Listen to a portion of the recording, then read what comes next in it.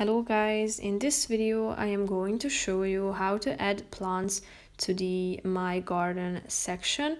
But first I just want to mention, don't forget to subscribe to my channel, because at 10,000 subscribers I am going to show you my whole YouTube revenue statistics and growth strategy, how to make money online. So let's jump into it. First of all, open the application on your phone. And now click on the home icon down below, thereby going to your home page.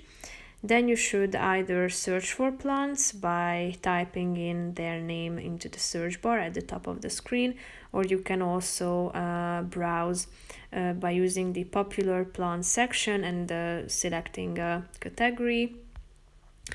And if you find this plant interesting and would like to add this item to the My Garden section, click on the Save to My Garden button down below, thereby adding it to that folder or section.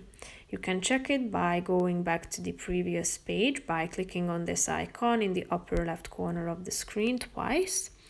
Now press the button My Plants down below, which is the fourth option, and here you can find all of the entries and results that you have added to this section.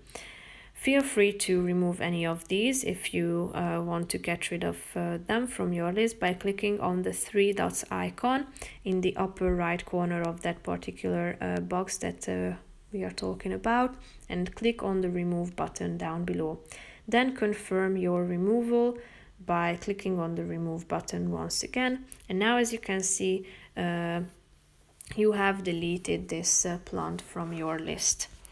You can also name your plant by clicking on the Name My Plant icon, and you can type in the name of your preferences, press the button Confirm, and as you can see, you have given a new name to that plant. You can also add your notes to it by clicking on the three dots icon again and then pressing the Add Notes button.